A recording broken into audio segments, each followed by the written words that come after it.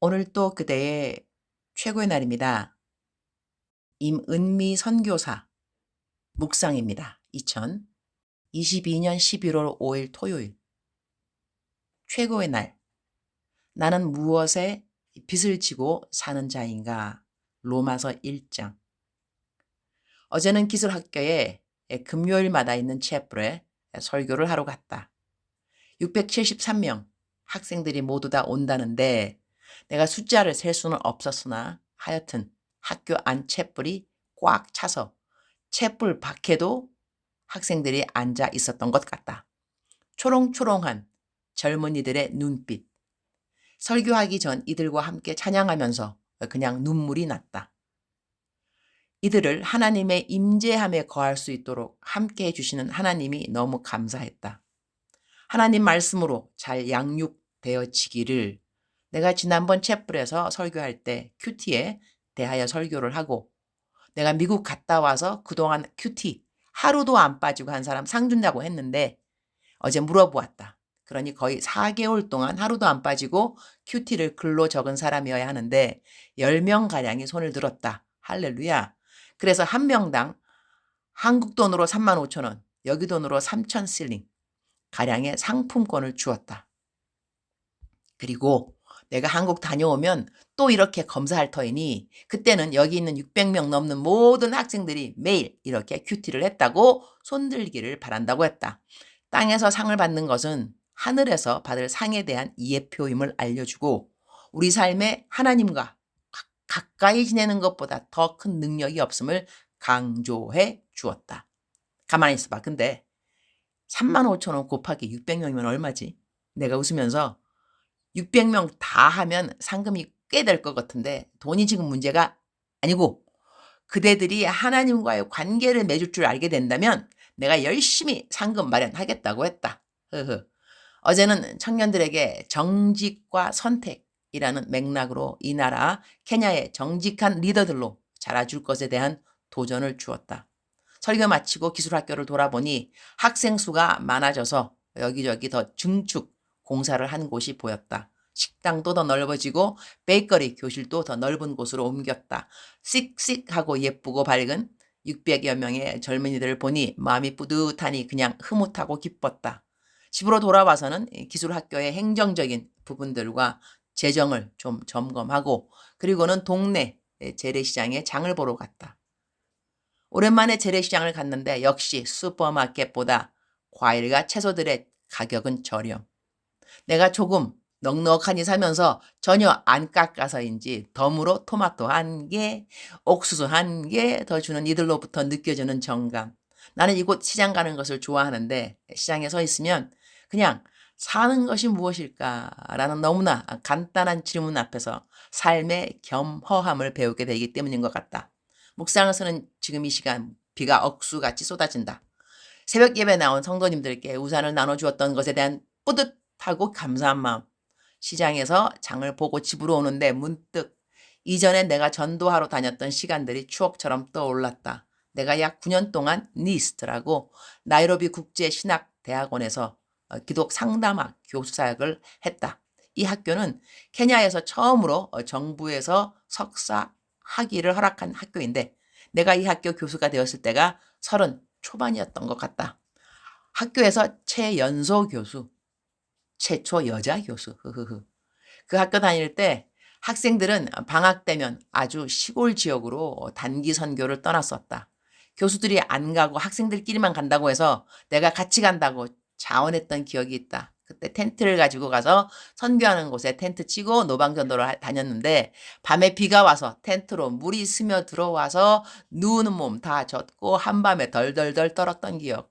샤워할 곳은 당연히 없어 아침에는 물 조금 끓여서 대강대강 여학생들과 함께 텐트 안에 잠자면서 이런저런 불편을 감수해야 했었고 낮에는 한 집 찾아가는 곳이 언덕을 넘고 또 넘어 그러했던 학생들과의 전도 여행이 어제는 갑자기 운전하면서 생각이 나기도 했다. 선교지에서 이제 29년째가 곧 되는 것 같은데 그동안 세월이 참 많이 갔구나 그런 생각. 선교지에서 앞으로 나의 남은 날들을 어떻게 살아가면 주님이 이전보다 더 기뻐하실까? 로마서 1장 14절. 헬라인이나 야만인이나 지혜 있는 자나 어리석은 자에게 다 내가 빚진 자라. I am obligated both to Greeks and non-Greeks, both to the wise and the foolish. 바울은 말한다. 그가 만나는 모든 사람에게 그는 복음을 전파해야 하는 빚을 진 자라고 말이다. 빚을 진 사람은 빚을 갚기까지 마음의 짐이 될 것이다. 빚을 안 져본 사람은 그 짐의 무게를 잘 모를 것 같다. 꼭 갚아야 한다는 그런 책임감 역시 빚을 갚을 때까지 마음을 무겁게 할 것 같다. 나는 빚을 진 것은 없다. 사람마다 생각들이 다르긴 하겠지만 나는 없으면 안 쓴다. 내지는 없이 살아도 된다. 라는 생각을 하는 편인지라 신용카드가 빚이겠지만 나는 신용카드를 항상 일시불로 지불한다. 그러니 굳이 빚으로 여기지 않아도 될 것 같다. 그러나 나는 빚 때문에 힘들어하는 사람들을 적잖이 보았다. 다 갚기까지 그들의 책임감으로 인한 눌림.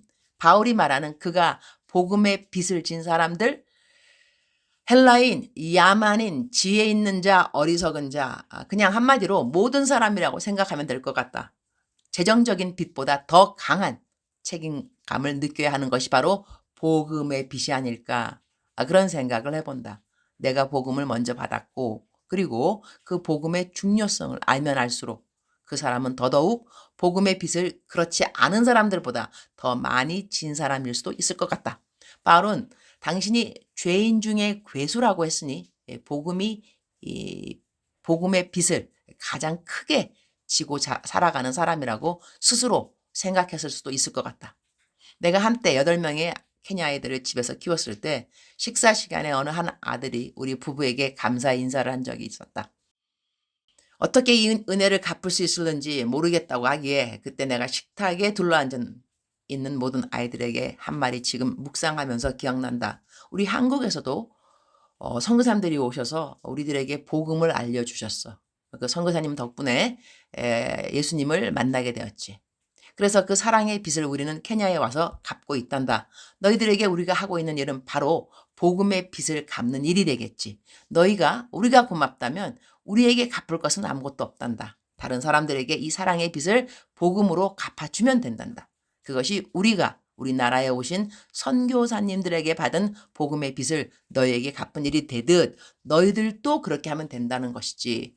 그렇게 키운 녀석 중 하나가 우리 교회 지금 청년부 전도사가 되었고 그리고 곧 결혼을 하게 되고 결혼하면 아내인 완자가 우리 교회 어린이 부서와 찬양팀을 섬기게 될 것이니 우리 킴도 벌써 우리 부부가 베풀어준 사랑을 복음으로 다시 갚아준 녀석이라고 하겠다. 주님, 오늘 또 최고의 날입니다. 저는 한국에 있으나 케냐에 있으나 미국에 있으나 모든 만난 사람들에게 복음의 빚을 진 자입니다. 주님께 받은 은혜가 크니 제가 갚아야 할 복음의 빚이 정말 크구나 그런 생각을 하게 됩니다. 지금까지도 복음의 빚을 갚으려고 살았지만 아직도 완전히 갚은 빚이 아닌 것을 알기에 복음의 빚을 온전히 갚기까지 복음의 빚진 자 된 마음의 겸손함과 책임감을 잊지 않도록 도와 주옵소서. 오늘은 만남 사역이 있는 날입니다. 오랜 선교사 친구 부부인데 만나면 지나간 선교지의 일들을 이야기하면서 주님이 함께 하신 시간들의 감사의 향연이 있겠지요. 이 땅의 모든 선교사들을 선대해 주신 우리 주님을 찬양드립니다. 주님 사랑합니다. 주님 감사합니다.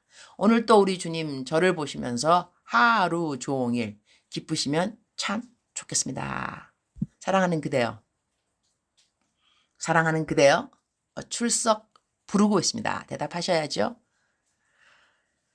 제가 무가 계속 그 비가 오기에 제가 좀 기다렸다가 이제 녹음을 하는데 녹음을 시작하고 나니까 비가 또 오고 있습니다. 사랑하는 그대여, 사랑하는 그대여, 사랑하는 그대여. 억만 번 더 들어도 기분이 좋은 말.